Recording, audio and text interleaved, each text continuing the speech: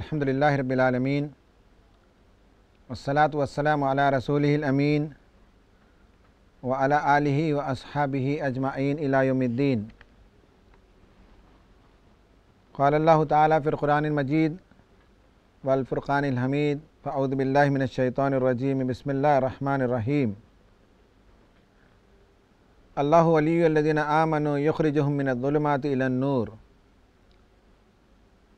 والذین کفروا اولیاؤہم الطاغوت یخرجونہم من النور الی الظلمات اولئک اصحاب النار ھم فیہا خالدون۔ صدق اللہ العظیم۔ رب اشرح لی صدری ویسر لی امری واحلل عقدۃ من لسانی یفقہوا قولی۔ رب یسر ولا تعسر وتمم بالخیر سبحانک لا علم لنا الا ما علمتنا انک انت العلیم الحکیم۔ محترم بزرگوں، عزیز نوجوان دوستوں اور ساتھیوں، ماؤں اور بہنوں، آج کا موضوع ہے فہم قرآن کے ذرائع۔ قرآن مجید کو سمجھنے کے لیے کون کون سے طریقے اختیار کیے جانے چاہیے، قرآن کے فہم کے ذرائع کیا ہیں، کن پہلوؤں کو اگر ہم پیش نظر رکھیں تو قرآن اپنے مفہوم کو ہم پر واقع کر سکتا ہے، قرآن کے مفاہیم ہم پر منکشف کب ہو سکتے ہیں، کون سا رویہ ہم کو اختیار کرنا چاہیے۔ یہ وہ سوالات ہیں جن کا جواب اس میں دیا جائے گا۔ اللہ تعالیٰ کا کلام ایک جامد کلام نہیں ہے، ایک قدیم کلام نہیں ہے صرف کہ کسی زمانے میں وہ نازل ہوا اور اسی زمانے تک اس کی رہنمائی ہو۔ قرآن ایک زندہ کتاب ہے، ایک جاوید کتاب ہے، تا قیامت آنے والے مسائل کا حل اس کے اندر موجود ہے۔ انسانیت کا قافلہ جن وادیوں سے اور کوہساروں سے، جن ریگزاروں سے اور جن انگاروں سے وہ گزرے گا، ان سب مرحلوں میں قرآن اس قافلے کی رہنمائی کرتا ہے۔ کیونکہ قرآن انسانیت کی رہنمائی کے لیے آیا ہے، تو جس زمانے میں انسانیت کے جو مسائل ہوں گے، جس زمانے میں انسانیت کا فہم جس عروج پر ہوگا، اسی سطح سے قرآن اس وقت ان کو کلام کرتا ہے۔ یہ بات جو میں نے عرض کی ہے، نبی صلی اللہ علیہ وسلم کی ایک حدیث میں ہمیں ملتی ہے۔ مولانا مودودی رحمۃ اللہ علیہ کے دروس کا ایک مجموعہ ہے فضائل قرآن، اس میں بھی یہ حدیث آپ کو ملے گی، اور دیگر کتابوں میں بھی یہ حدیث ملتی ہے۔ حضرت علی رضی اللہ تعالیٰ عنہ سے مروی ہے، بہت لمبی حدیث ہے، جس کا خلاصہ یہ ہے کہ ایک مرتبہ نبی صلی اللہ علیہ وسلم نے تذکرہ کیا کہ ایک زمانے میں فتنے رونما ہوں گے۔ صحابہ نے پوچھا کہ این المخرج یا رسول اللہ، اس سے نکلنے کا راستہ کہاں ہے؟ تو آپ نے فرمایا قرآن، اور پھر آپ نے بتایا کہ قرآن مجید کیسا کلام ہے۔ کہا کہ یہ وہ کلام ہے جس میں تمہارا ذکر ہے، جس میں تمہارے اگلوں کا ذکر ہے، جس میں تمہارے آنے والے بعد میں آنے والی نسلوں کا ذکر ہے۔ آپ نے فرمایا کہ اس کے عجائب کبھی ختم نہیں ہوں گے، علماء اس سے کبھی سیر نہیں ہوں گے، اس کا مضمون کبھی پرانا نہیں ہوگا۔ پھر فرمایا آپ نے کہ جو اس کے مطابق عمل کرے وہ حق پر ہوگا، جو اس کی دعوت دنیا کو پیش کرے وہ حق پر ہوگا۔ اس طرح سے آپ صلی اللہ علیہ وسلم نے باتیں عرض کی۔ ہمارا جو مضمون اس سے متعلق جو حصہ ہے وہ یہ ہے کہ علماء کبھی اس سے سیر نہیں ہوں گے، اس کا مضمون کبھی پرانا نہیں ہوگا، اس کے عجائبات کبھی ختم نہیں ہوں گے۔ زمانہ جیسے جیسے آگے بڑھتا جائے گا، اس کے اندر سے ہیرے اور موتی نکلتے رہیں گے، اس کے اندر سے عجائبات کے خزانے نکلتے رہیں گے، اور قرآن زمانے کے لحاظ سے ان عجائبات کو اگلتا رہے گا، اور لوگ ششدر رہیں گے کہ صاحب یہ پیچیدہ مسئلہ ہے، اس زمانے میں تو کیسے، یہ تو مسئلے کا وجود بھی نہیں تھا، لیکن قرآن اس نفس پر ہاتھ رکھ کر بتا دیتا ہے کہ یہ مسئلہ ایسے ہے اور اس مسئلے کا حل یہاں موجود ہے۔ یہ قرآن کی خوبی ہے کہ زمانے کے ساتھ نہیں بلکہ زمانے سے آگے وہ چلتا ہے۔ اس لیے کہ قرآن کی خوبی یہ ہے کہ قرآن ایک صرف ٹیکسٹ نہیں ہے، صرف ایک کتاب نہیں ہے، وہ اللہ کی طرف سے نازل کردہ کتاب ہے، اور وہ الفرقان ہے، الحکمت ہے، الکتاب ہے، الہدا ہے، النور ہے، اور رہنمائی کرنے والی کتاب، ہدایت دینے والی کتاب، حکمت کے خزانے انڈیلنے والی کتاب، رحمت کے دروازے کھولنے والی کتاب ہے۔ جب بھی ہم قرآن کھولتے ہیں ہم کو ایک بات کا احساس ہونے لگتا ہے کہ there is a divine presence in the pages. ان صفحات کو جب ہم پڑھتے ہیں تو یہاں ایک مقدس ہستی کا وجود ہوتا ہے اور وہ ہستی ہم سے کلام کرتی ہے. ہم کو معلوم ہوتا ہے کہ اس کے اندر ڈیوائن اسپارک موجود ہے. اور یہ کتاب ایسی ڈیوائن کتاب ہے کہ بار بار ہم کو اپنے اصل کی طرف لوٹاتی ہے, ہم کو واپس لے کر جاتی ہے کہ تم کہاں سے آئے ہو, تمہارا پیدا کرنے والا کون ہے, تمہاری بساط کیا ہے. تو یہ کتاب کی بڑی خوبی ہے کہ بیک ٹو دی اوریجن لے جاتی ہے, بیک ٹو دی بگننگ لے جاتی ہے, جہاں سے ہماری شروعات ہوئی. یہ کتاب ہم کو یاد دلاتے رہتی ہے کہ تم اسے گویا کہ فراموش نہ کر جاؤ کہ تم کون ہو, کہاں سے آئے ہو, کہاں جانے والے ہو. اس کتاب کی یہی خوبی ہے. اب فہم قرآن کے لیے اس بات کو پہلے سمجھ لینا چاہیے کہ یہ اللہ کی طرف سے نازل کرتا کتاب ہے. اس کتاب کو ہم پڑھتے ہیں تو یہ کتاب ہم کو بیک ٹو دی اوریجن لے جاتی ہے, اور یہ کتاب کبھی اس کے مضامین پرانے نہیں ہوتے, اس کے خزانے کبھی ختم نہیں ہوتے. یہ ہر زمانے کے لحاظ سے یہ کتاب ہماری رہنمائی کرتی ہے. یہ وہ پہلو ہے جسے ہم کو یاد رکھنا چاہیے کہ قرآن مجید ہماری رہنمائی کرنے والا ہے. قرآن ہماری جو رہنمائی کرتا ہے اس کے 3 ذرائع ہیں. یہ تینوں ذرائع وہ ذرائع ہیں جس کے بارے میں ہم کہہ سکتے ہیں کہ حضرت عمر رضی اللہ تعالیٰ عنہ کے بارے میں کہا جاتا ہے کہ ایک مرتبہ شورا کی نشست کے لیے کسی آدمی کی نامزدگی کی ضرورت تھی, کسی کو اپوائنٹ کرنا تھا. پوچھا لوگوں سے تو کسی نے بتایا کہ فلاں آدمی کو آپ اپنے شورا میں لے لیجئے. عمر نے پوچھا کیوں؟ کہا کہ بہت نمازی ہیں, بہت متقی, مسجد میں وقت گزارتے ہیں. آپ نے کہا کہ یہ انسان جو کچھ ہے وہ سامنے والے پر منکشف اس سے نہیں ہوتا. آدمی کے اندر کے جو اوصاف ہیں وہ کھلتے نہیں مسجد میں, نماز میں. آدمی کو اگر پرکھنا ہو, انسان کو اگر جانچنا ہو, تو حضرت عمر نے کہا کہ 3 چیزوں کو پوچھا, سوال کیا. کہا کہ کیا کبھی تم اس کے پڑوسی تھے, اس کی صحبت میں تھے؟ کہا کہ نہیں. کہا کہ کیا کبھی تم اس کے ساتھ سفر پر گئے تھے؟ کہا کہ نہیں. پوچھا کہ کبھی تم نے اس سے معاملات کیا ہے؟ کہا کہ نہیں. تو فرمایا کہ جب تم نے اس کی صحبت نہیں اٹھائی, اس کے ساتھ سفر نہیں کیا, اس کے ساتھ معاملات نہیں کیا, تو تم کیسے جانتے کہ یہ آدمی اچھا ہے؟ آدمی اچھا ہے کہ بھلا ہے کہ برا ہے, یہ اس وقت منکشف ہوتا ہے جب ان 3 ذرائعوں سے ہم کسی کو پرکھ نہ لیں. انسان کو پہچاننے کے یہ 3 ذرائع ہیں. قرآن کو بھی پہچاننے کے, قرآن کے مفہوم کو بھی سمجھنے کے, قرآنی راز کو بھی پانے کے یہی 3 ذرائع ہیں. نمبر 1 کہ صحبت, نمبر 2 سفر, نمبر 3 معاملات. قرآن کی صحبت اختیار کریں, قرآن کے ساتھ ہم اپنا وقت بتائیں, قرآن کے ساتھ ہم لگے رہیں, قرآن کو ہماری زندگی کا اوڑھنا بچھونا بنا لیں. اٹھیں بیٹھیں سوچیں لیٹیں بات کریں کلام کریں, ہر وقت قرآن ہمارے ساتھ ہو. تو قرآن کو جب ہم اس کی صحبت, قرآن کی صحبت اختیار کر لیتے ہیں تو دھیرے دھیرے قرآن اپنا مفہوم ہم پر کھولنے لگتا ہے, اس کا مفہوم ہم کو سمجھ میں آنے لگتا ہے. کسی ایک صبح قرآن کے ترجمے کچھ پیجز پڑھ لینے سے قرآن فہمی نہیں آتی. قرآن کے ساتھ وقت گزارنا پڑتا ہے, قرآن کی صحبت اختیار کرنی پڑتی ہے, تب چل کر قرآن اپنے مفہوم کو کھولنے لگتا ہے. قرآن کے ساتھ صحبت اختیار کرنے کا پہلا طریقہ یہ کہ اس کی تلاوت کی جائے, پابندی سے تلاوت کرتے رہیں, پڑھتے رہیں, روز پڑھتے رہیں, ہفتے میں پڑھتے رہیں, قرآن کی کثرت سے تلاوت کرتے رہیں تو قرآن مجید اپنا مفہوم ہم پر دھیرے دھیرے کھولنے لگتا ہے. دیکھتا ہے کہ ہمارا کتنا دوست ہے, ہمارا کتنا قدیم ساتھی ہے. جتنی قدامت ہوگی دوستی میں اتنا قرآن اس کے پیچیدہ راز, اس کے ڈیپ جو میننگ ہے وہ ہم پر کھولنے لگتا ہے.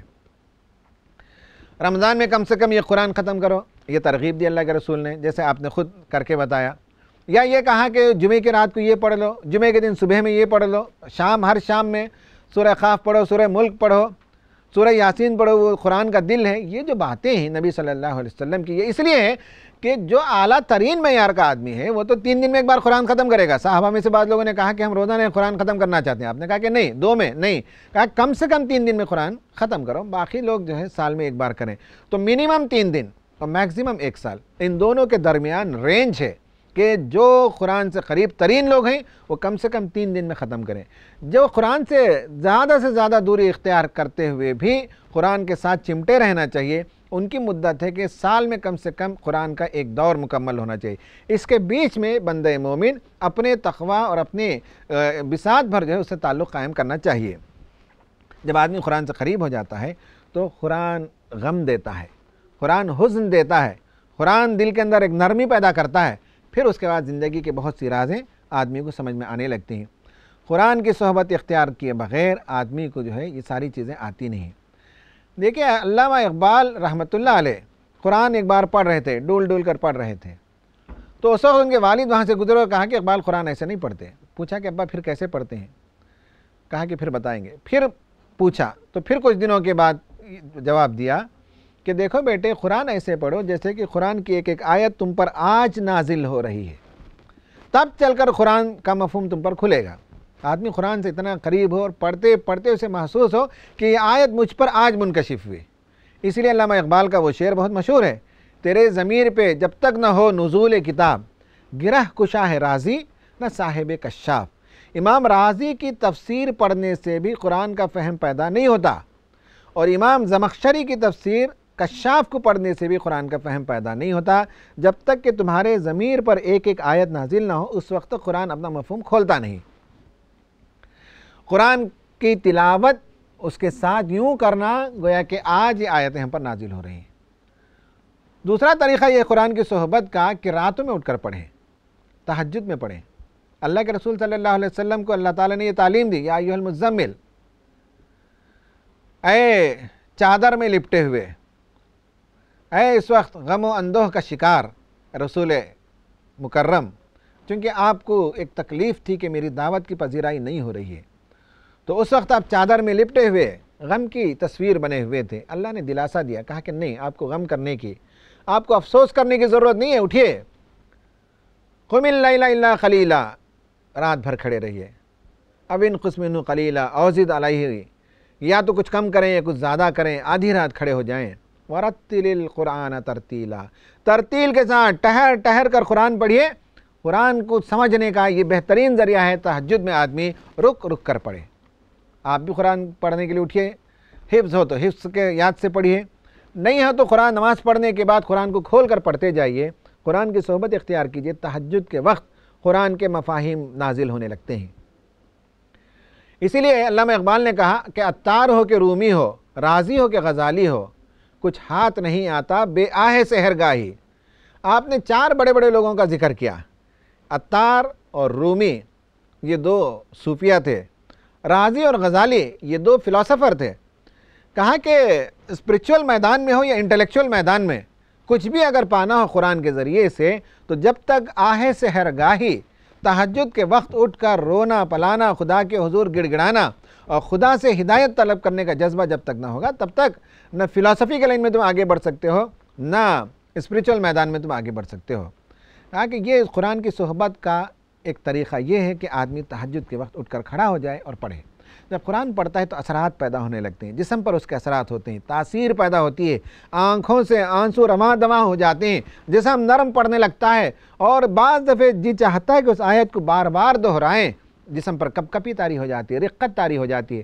یہ کیفیت ہمیشہ نہیں ہوتی، ہر آن نہیں ہوتی ہے، لیکن کبھی کبھی جب آ جائے تو آدمی سے لمبا کرنے کی کوشش کرے، پرولونگ کرنے کی کوشش کرے، اور قرآن کی تلاوت کرتا رہے، قرآن کی صحبت میں رہے، ترجمہ تفسیر پڑھتا ہوا گم ہو جائے، تو قرآن کے نئے نئے مفہوم انسان کو سمجھ میں آنے لگتے ہیں۔ پھر اس کے بعد قرآن کی صحبت کا ایک طریقہ یہ ہے کہ قرآنی کلاسز میں ہم جائیں، تفسیر کی کلاسز میں ہم جائیں، خود کنڈکٹ کریں لوگوں کے ساتھ، تو اس وقت جب 8-10 ذہن ملتے ہیں، بات چیت کرتے ہیں قرآن کی پس منظر میں، قرآن کی روشنی میں، تو نئے نکات ہم پر منکشف ہوتے ہیں، نئی باتیں ہمارے سامنے آتی ہیں، بحث و مباحثے کے ذریعے سے بھی قرآن کے بہت سے مفہوم ہمارے سمجھ میں آتے ہیں۔ یہ ہمارے علماء کا، یہ صحابہ کا طریقہ تھا کہ وہ قرآنی کلاسز کنڈکٹ کرتے تھے، قرآن کی محفلیں، قرآن کے حلقے قائم کرتے تھے، اور وہ اس میں سمجھنے اور سمجھانے کا معاملہ کرتا تھا۔ اللہ کے رسول نے فرمایا نا، خیرکم من تعلم القرآن وعلمہ، تم میں سے بہترین لوگ ہیں دو ہی ہیں، یا تو قرآن سیکھیں یا سکھائیں۔ بہتر ہونے کی دو ہی شکلیں ہیں، یا آدمی قرآن سیکھے یا سکھاتا رہے۔ اللہ کے رسول کے بارے میں خود ہے کہ جب آپ مسجد سے باہر نکلے تو 2 حلقوں کو آپ نے دیکھا، ایک حلقے میں اللہ تعالیٰ کا ذکر جاری تھا، دوسرے حلقے میں قرآن مجید کی تعلیم ہو رہی تھی، آپ وہاں بیٹھ گئے۔ یہ اس بات کی علامت ہے کہ اس سے زیادہ افضل کام یہ ہے کہ ہم قرآن کو سیکھیں، سنیں، سنائیں، سمجھائیں، ایک دوسرے کو شیئر کریں آئیڈیاز کو۔ فہم قرآن کا پہلا ذریعہ یہ ہے کہ ہم قرآن مجید کی صحبت اختیار کریں، خوب اس کے ساتھ لگے رہیں۔ دیکھیں بعض لوگ ہم سے کہتے ہیں کہ قرآن کو پڑھنے سے، تفسیر اور ترجمہ سے آدمی گمراہ ہو جاتا ہے، یہ بات غلط ہے۔ یہ گویا کہ اللہ تبارک و تعالیٰ کے ہادی ہونے پر بھی ایک سوال ہے کہ ایک بندہ ہدایت طلب کرتے ہوئے قرآن کو پڑھنا چاہے اور خدا جو اسے گمراہ کر دے. کیسے بات کرتے ہیں؟ لوگوں کی یہ باتیں جو ہے قرآن سے دور کرنے کی باتیں ہیں. ایک ماں کے سامنے جب بچہ چاکلیٹ مانگتا ہے، دودھ مانگتا ہے، تو کوئی ماں تھوڑی ایسی ہوتی کہ اس کے ہاتھ پہ انگارہ رکھ دے. کوئی درست اور سخت کوش ماں بھی ایسا نہیں کرتی.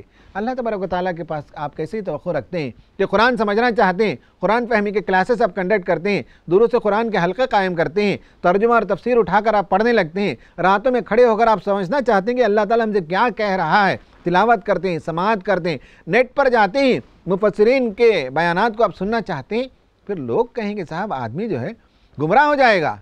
کیسی باتیں لوگ کرتے ہیں؟ یہ خدا کے سلسلے میں، گویا کہ خدا کے سلسلے میں انسان کو دور کرنے کی بات، اس کی رحمت سے، اس کے ہدایت دینے کی جو صفت ہے اس سے مایوس کرنے کی بات ہے. خدا سے دور ہو جاتا ہے انسان. ایسا نہیں ہے، بلکہ یہ سب بیمار ذہنیت کی علامت ہے. صحت مند علامت یہ ہے کہ ہر آدمی سے کہے کہ صاحب قرآن پڑھو، سمجھو جتنا سمجھ سکتے ہو، پھر آؤ لوٹ کر ہماری طرف، ہم دیکھیں گے. جو آدمی قرآن کو جانتا ہو زیادہ بہتر طور پر وہ اپنے نوجوانوں کو ساتھ میں رکھیں اور پڑھائے، سمجھائے اور لوگوں کو انکریج کریں. پھر اس کے بعد لوگ خود پڑھیں گے، سمجھیں گے، نہ سمجھ میں آیا تو لوٹ کر آئیں گے ان لوگوں کی طرف جو قرآن میں ید طولہ رکھتے ہوں. تو بہرحال اس معاملے کو ہمیں انکریج کرنے کی ضرورت ہے. دنیا میں کتابیں 99% کتابیں سیلف اسٹڈی ہی کی جاتی ہیں. صرف انجینئرنگ، میڈیسن اور نصاب کی کتابیں وہ ٹیچر پڑھاتا ہے. دنیا میں جتنے لاکھوں کروڑوں کتابیں چھپتی ہیں سب سیلف اسٹڈی کرتے ہیں. ہر کتاب لوگ پڑھاتے نہیں، اور یہ تو ہدایت کی کتاب ہے. یہ آدمی پڑھے، سمجھے، اس کی صحبت اختیار کرے تو اس کے مفہوم سمجھ میں آنے لگتے ہیں، اس کا منکشف ہونے لگتا ہے. یہ ایک بات ہے کہ قرآن کا مفہوم کیسے کھلتا ہے، کیسے نئی نئی باتیں سمجھ میں آتی ہیں. تو جتنا وقت ہم اس کے ساتھ گزاریں گے اتنی نئی باتیں ہمارے سمجھ میں آئیں گی. وقت کے گزرنے کے ساتھ یہ ہوتا ہے کہ لگتا ہے کہ آج ہی آیت نازل ہوئی. حضرت عمر رضی اللہ تعالیٰ عنہ کے بارے میں مشہور ہے کہ اللہ کے رسول صلی اللہ علیہ وسلم اس دنیا سے رخصت کر گئے تو آپ نے تلوار سونت دی اور کہا کہ جو کہتا ہے کہ محمد کا انتقال ہو گیا میں اس کا سر قلم کر دوں گا.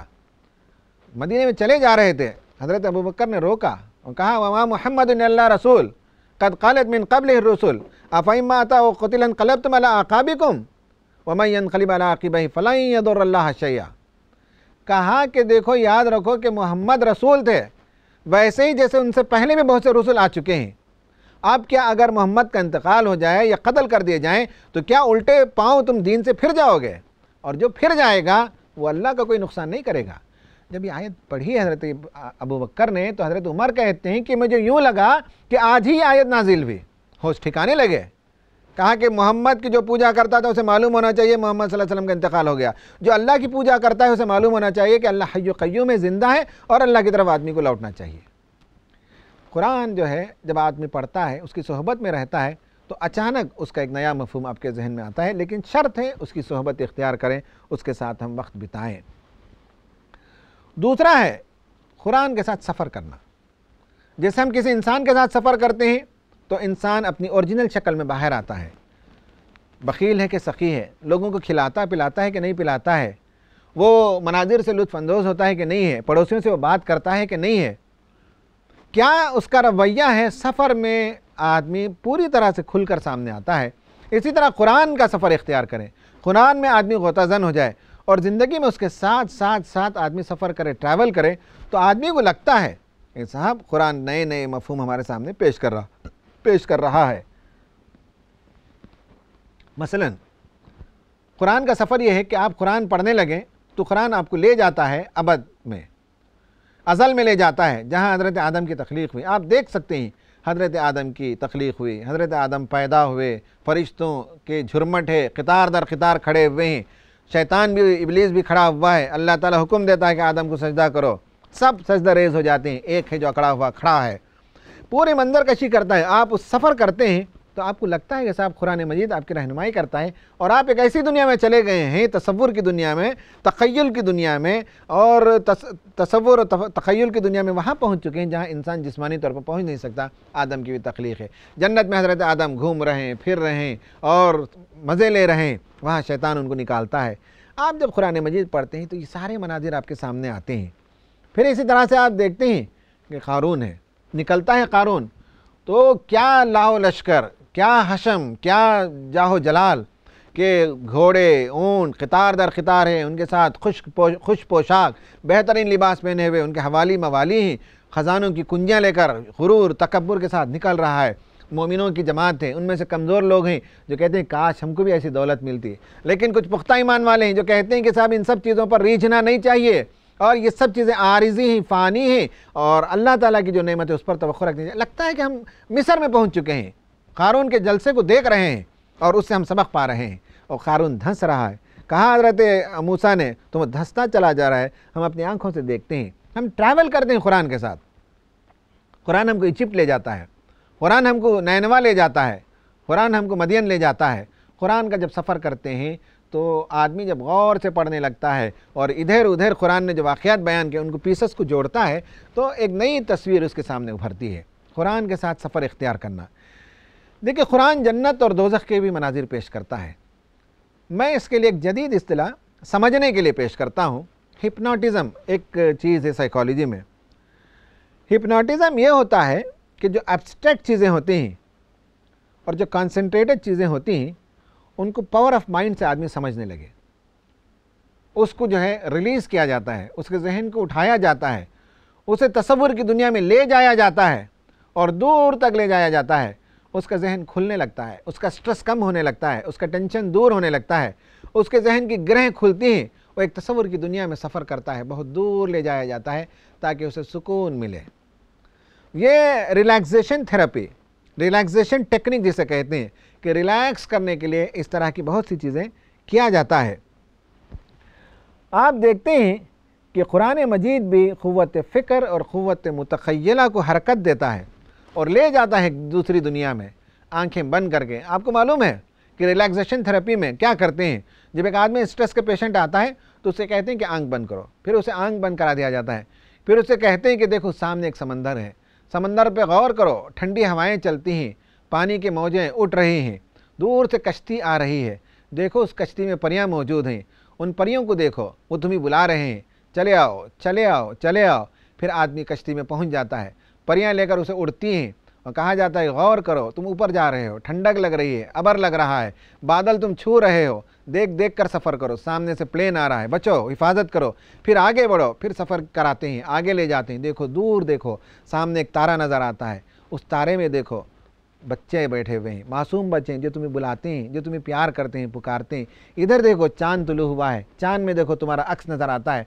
ریلیکسیشن تھراپی میں انسان کو اٹھا کر لے جاتے ہیں، دور کی دنیا کا سفر کراتے ہیں، آنکھ بند کرتا ہے پیشنٹ سبجیکٹ اور سائیکالوجسٹ اسے ایک تھراپی سے لے جاتا ہے جس میں اسے قوت متخیلہ اور قوت فکر کو کھول دیا جاتا ہے، اس کا ٹینشن ریلیز ہوتا ہے، ایک دوسری دنیا کا وہ سفر کرتا ہے۔ یہ تو انسانوں کے بنائے ہوئے ٹیکنیک ہے، خدا کا بنایا ہوا جو کلام ہے، خدا کی جو بات ہے، قرآن کو آپ پڑھیں تو قوت متخیلہ متحرک ہو جاتی ہے، آپ کو لے جایا جاتا ہے، کہا جاتا ہے وَلِمَنْ خَافَ مَقَامَ رَبِّهِ جَنَّتَانِ، خدا کے حضور آپ کھڑے ہوئے ہیں، ڈر رہے ہیں، کانپ رہے ہیں، ترس رہے ہیں، کیونکہ نامہ اعمال کھولا جا رہا ہے، ڈر ہے کہ کہاں پتہ نہیں کہ سارے منفی صفحات کھل جائیں، آپ کے مثبت صفحات کھلتے ہیں، خدا کے حضور ڈرتے ہیں کہ پروردگار کہیں وہ صفحات نہ کھول دے، تو اللہ تعالیٰ درگزر کرتا ہے، معافی کر دیتا ہے، اور جنت کو جب بھیجتا ہے تو صراط پر سے جو پل ہے اس پر بجلی کے مانند بعض لوگ گزریں گے، بعض لوگ اس میں گھوڑے کی رفتار سے گزریں گے، بعض لوگ اونٹ کی رفتار سے، بعض لوگ پیدل کی رفتار سے، بعض لوگ رینگنے کی رفتار سے گزریں گے۔ آپ قوت متخیلہ کو ذرا حرکت دیجئے تو آپ آنن فانن جنت میں پہنچیں گے۔ جنت جیسے ہی گئے آپ، کہا فیہما عینان تجریان، دیکھو نہریں بہہ رہی ہیں، ادھر سے ایک نہر، ادھر سے ایک نہر، لگتا ہے کہ شہد کی نہر بہہ رہی ہے، پانی کی نہر بہہ رہی ہے اور دودھ کا چشمہ ابل رہا ہے۔ پھر کہا جائے گا کہ غور کرو ذوات افنان، ہری بھری ڈھالیاں ہیں جو جھوم رہی ہیں، جھول رہی ہیں، اور اس میں پھلے ہوئے جو لٹکے ہوئے ہیں ذوات افنان کے ساتھ، یہ کہا گیا کہ ان کے پھلیں توڑنے کے لائق ہیں۔ پھر بطائنھا فرش، کہ ان کے جو استر ہیں، جو بیٹھنے کے تکیے ہیں، بہترین خوبصورت قالین ہیں۔ پھر یہ فرمایا کہ قاصرات الطرف، حوریں ہیں، حسین حوریں بیٹھی ہوئی ہیں، شرمیلی آنکھیں جھکا کر، پلو اوڑھ کر بیٹھی ہوئی ہیں اور مومنوں کا انتظار کر رہی ہیں۔ کھانے پینے کے سامان ہیں، پھل لدے ہوئے ہیں، شراب کے جام لے کر لڑکے دوڑ رہے ہیں خوبصورت موتیوں کی طرح۔ قرآن جو ہے لے جاتا ہے جنت کو، لگتا ہے کہ آدمی وہاں پہنچ گیا اور ٹھنڈی ٹھنڈی چھاؤں بھی ہے، کچھ دھوپ ہے، کچھ گرمی ہے، کچھ سایہ ہے، پھلیں بھی رکھے ہوئے ہیں، پرندوں کے گوشت بھی سرو ہو رہے ہیں، شراب کے پیالے بھی گردش کرائے جا رہے ہیں، چھن چھن سے برتن بھی جوڑے جا رہے ہیں، اور بڑے خوبصورت ہیرے اور موتی کی طرح نوجوان ہیں جو ہمیشہ ہی جوان رہیں گے، وہ دوڑ دوڑ کر آپ کی خدمت کر رہے ہیں، فرشتے ہیں دروازے پر کھڑے ہو کر سلام عرض کر رہے ہیں، مومنین ہیں جو آپس میں تکیہ لگا کر بیٹھے گفتگو کر رہے ہیں، پرانے زمانے کی باتیں یاد کرتے ہیں۔ قرآن جو ہے لے جاتا ہے ایک سفر پر، یعنی میں جدید اصطلاح استعمال کرتا ہوں، ہپنوٹائز کرتا ہے۔ آپ ان الفاظ پہ مت جائیے، لیکن یہ ہے کہ قوت متقیلہ کو حرکت دے کر، اسے کھول کر، اس کے اندر کے پوٹینشلز کو کھول کر قرآن جب لے جاتا ہے تو آدمی کو ایک نئی دنیا اسے سمجھ میں آتی ہے۔ قرآن کا مفہوم سمجھنے کا یہ دوسرا طریقہ ہے کہ ہم اس کے ساتھ سفر کریں۔ سورہ اعراف میں دیکھیے کہ کس طرح سے اللہ تبارک و تعالیٰ بتاتا ہے جنت جہنم دونوں ہیں، بیچ میں ایک آبزرویشن ٹاور ہے جہاں کچھ لوگوں کو لایا گیا ہے، ادھر جنتی نظر آتے ہیں، ادھر جہنمی نظر آتے ہیں، ان سے پوچھا جاتا ہے کہ کیا جہنمیوں تم سے اللہ نے جو وعدہ کیا وہ تم نے پورا پا لیا؟ کہتے ہیں کہ ہائے کمبختی، ہائے ہماری بدبختی، ہم نے سب پا لیا۔ جنتیوں کو کہتے ہیں سلام ہے، ابھی ہم پہنچ رہے ہیں، کیا تم نے ان نعمتوں کو پا لیا؟ تو کہتے ہیں ہاں ہم نے ساری نعمتوں کو پا لیا۔ پھر جہنمی جنتیوں سے کہتے ہیں گویا کہ کوئی ویڈیو ٹاک ہوگا جہاں فوراً وہ کہیں گے کہ ہم پر ذرا پانی برسا دو، ہم کو تھوڑا سا کھانے دے دو جو تم کو جنت میں ملا ہے، تو اسکرین آف کر دیں گے، کہیں گے نہیں اللہ نے تم پر حرام کر دیے، بات ہی مت کرو، نہ کھانا ملنے والا نہ پانی ملنے والا ہے، سوئچ آف کر دیں گے، ڈیٹا کارڈ ہی ختم ہو جائے گا، وہاں جہنمیوں سے بات چیت نہیں ہوگی۔ تھوڑی سی جو بات چیت ہوگی وہ اس لیے کہ تاکہ نعمتوں کو دیکھیں۔ دنیا میں جن لوگوں کا یہ مذاق اڑاتے تھے، یہ فنڈامنٹلسٹ ہے، یہ ٹیررسٹ ہے، یہ کمیونل ہے، یہ فلاں ہے، فینیٹک ہے، دیکھیں کہ سب اس کا کیا انجام ہے جنت میں، کیا نعمتوں بھری جنت میں یہ پہنچ گیا ہے۔ اس کو واضح کرنے کے لیے تھوڑی سی کنیکٹیوٹی ہوگی، پھر ڈسکنیکٹ ہو جائے گا۔ یہ منظر قرآن ہم کو پیش کرتا ہے، یہ سفر ہے، اس کے ساتھ آپ ٹریول کریں تو ٹائم اینڈ اسپیس سے آگے نکل جائیں گے، نہ آپ ٹائم میں رہیں گے نہ اسپیس میں رہیں گے، نہ آپ 2013 میں رہیں گے، بلکہ آپ چلے جائیں گے انسان کی جب تخلیق ہوئی، دنیا کی جب تخلیق ہوئی وہاں چلے جائیں گے، اور 2013 سے آگے چلے جائیں گے جب قیامت برپا ہوگی۔ اس ساری دنیا کی مناظر کو آج آپ دیکھ سکتے ہیں۔ It's a travel beyond time and beyond space. Quran فہمی کے لیے یہ دوسرا ذریعہ ہے۔ قرآن فہمی کا تیسرا ذریعہ ہے، وہ ہے معاملات زندگی میں ہم اس سے معاملہ کریں، قرآن سے ہم پوچھیں، اس سے ٹرانزیکٹ کریں۔ شادی کا وقت آئے تو قرآن کھول کر دیکھیں کہ قرآن ہم سے شادی کے کیا قوانین دیتا ہے۔ ہمارے ایک جرنلسٹ نے سروے کیا 10 سوالات لکھ کر مسلمانوں کے غریب علاقوں میں کہ قرآن کے شادی کے سلسلے میں احکام و قوانین سے تمہاری واقفیت ہے کہ نہیں۔ خواتین سے پوچھا مہر کیا چیز ہے، طلاق کیا ہے، خلا کیا ہے، ولایت نکاح کیا ہے، کوئی چیز معلوم ہی نہیں ہے۔ بیگانگی ہے، ان پڑھوں کا نہیں، پڑھے لکھے لوگوں کا بھی حال یہ ہے۔ شادی کے سلسلے میں اسلام کیا قوانین دیتا ہے، طلاق کا معاملہ ہو تو قرآن کیا تعلیمات دیتا ہے، بزنس کرنا ہو تو بزنس کے ٹرانزیکشن کے اصول کیا ہے، قرآن ہماری رہنمائی کرتا ہے۔ لیکن اس سے ہم تو بات کریں، اس سے معاملہ کریں جب ہمارے لیے وہ وقت آئے، شادی ہو جائے، بچے پیدا ہو جائیں، بچوں کی کیسے پرورش کرنی چاہیے۔ ابراہیم علیہ السلام نے اپنے بچے کی کیسے پرورش کی، حضرت نوح علیہ السلام نے اپنے بچوں کی کیسے پرورش کی، حضرت یعقوب نے اپنے بچوں کو جمع کر کیسے جو ہے ان کے نصیحت کی تلقین کی، لقمان نے کیسے اپنے بچوں کو نصیحت کی۔ یہ ساری چیزیں آپ اس سے معاملہ کریں، لین دین کریں۔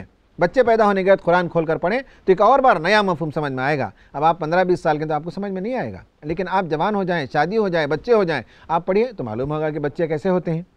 اسی طرح تعلقات زوجین، اس کی خوشگواری کیسے آتی ہے، قرآن سے معاملہ کریں تب قرآن بتائے گا ہم کو۔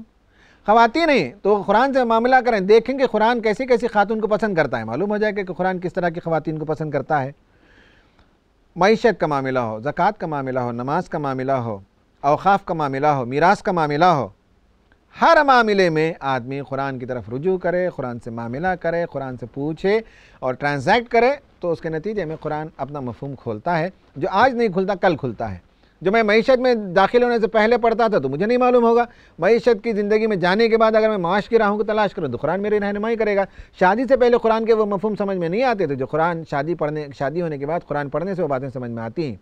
عرض یہ کرنا ہے کہ قرآن اگر پڑھنا اور اس کا فہم پیدا کرنا ہو تو قرآن کی صحبت اختیار کریں، قرآن کے ساتھ سفر کریں، قرآن کے ساتھ معاملہ کریں، تو امید ہے کہ اللہ تعالیٰ قرآن کے راز ہم پر منکشف کرے اور قرآن کے نئے نئے مفاہیم سے اللہ تعالیٰ ہمیں آشنا کرا دے۔